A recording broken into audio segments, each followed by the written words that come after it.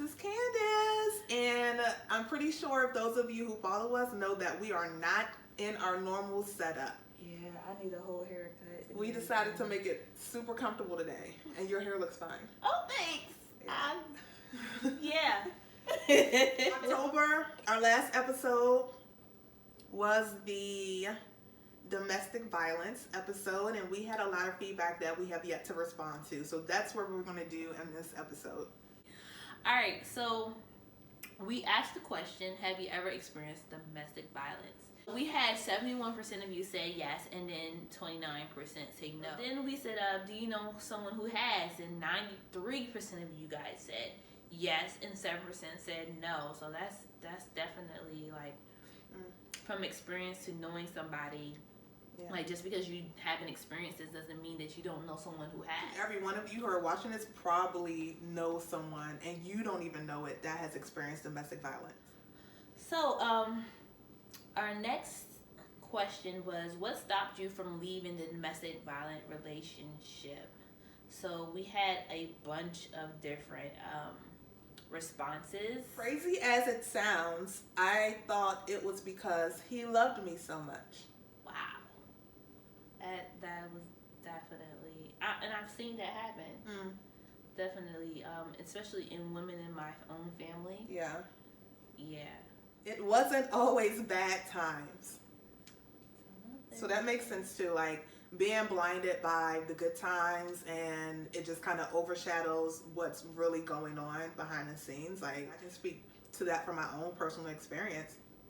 Is that, you know, in my situation where I experienced it, you know, this particular guy, he cooked for me, he cleaned, like stuff that I still have yet to experience in another relationship. This guy did. Dependency, my then understanding of love. Ooh. Sometimes, a lot of times financially. Like, if you're financially caught up in the same things, like if you share an apartment, you're sharing the same bills, like, those dependencies definitely do happen. It doesn't make it easy. Next one is nothing. I left after the first time. Yes, queen. All right. It takes a lot of strength to do that. So. Yes, after the first time. Me personally, I left after the second time. The first time, it was a bit of a shocker for me, and I was like, I knew I was out that relationship. Like, there was no marriage. Like, he tried to get me to go to the courthouse, everything. There was no marriage involved. I was engaged to this person. But the second time that it happened, that's when I was like, I gotta go, and I fought back. Yeah. So what advice would you give someone in this situation? Advice: abuse is not love. There isn't enough sorries in the world that will make abuse okay. Especially for someone who loves you, they won't hurt you. Yeah. Especially physically. Ooh, this was a good one. You want to read that one? You don't have any reason. Well, I'm gonna say how they said it, but it's you don't have no reason to be ashamed. No reason. No reason. Next response. Don't ever go against your family and friends who stand up for you in those moments. If the support is there, like, take it all in. Search within to find your worth. Your beauty starts from the inside and exudes outwardly. Exudes. Oh. Yes, King. Thank you. We appreciate that. Thank you for all the feedback. Sorry, we're just responding to the feedback, but we wanted to make sure we address that, and we're going to try to do that more in a timely manner the next time. Oh, right. So before we leave you guys to get on with our day, we want to talk about No Shave November. Now, what I did not know is that this included women. I didn't know this was including. I thought this was just for the kings, because I love to see that beard grow out. Don't you love? Let's talk about beard. I don't know when I became a beard person, but I am definitely a beard woman. I love a beard. I love to feel on a beard. I love doing this to a man's beard and touching a man's chin, and especially if it's soft. Men, yo, I'm gonna need for y'all to comb. Some of y'all need to comb it out. The ones who take care of their beards. Listen. Some of y'all don't need how to have beards because it's little hamburger meat on your face. Anyway, so back to No Shave November. So for those of you who don't know, No Shave November is initially started out for men with beards, and men would not shape up their beards and they would let it do its thing. Then it kind of extended to everybody, so it would be like No Shave Your Head November, and for the women got in on this and started not shaving their legs and not shaving their underarms. Now it's not only November, now we have this whole wave of women who, some people describe them as super feminist women who have decided that, forget just only November. I'm not shaving whatsoever. I don't feel obligated to shave because why should I have to shave just because of society standards? Okay, so this is my take on it. So like legs, I'm comfortable with. Like, I feel like, it's cold outside. Baby, it's cold. I need a little bit extra, something something to block. Like, I don't know how much it helps. Like, I never, try to, test it out and say, maybe if I shave and see how. No, I just don't. I don't think that. Because it's. Unless you have really, really hairy legs, it's not going to make much of a difference. The pit areas, it gets. I can't go up to an inch at all. I don't even think I can go up to a half an inch before I'm just like, okay, you gotta go. Yeah.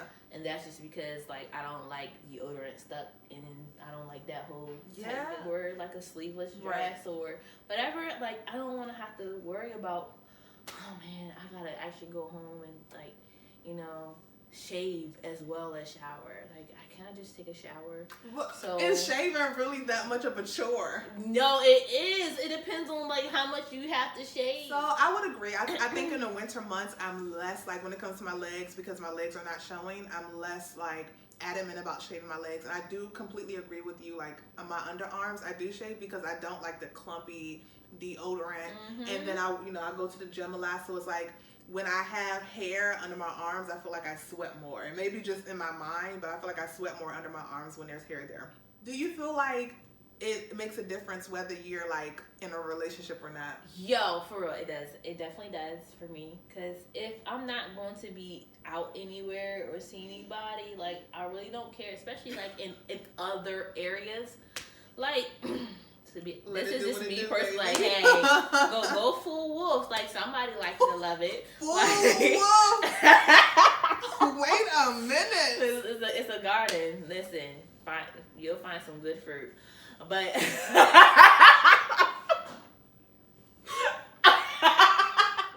Girl, have you heard the new Kanye album?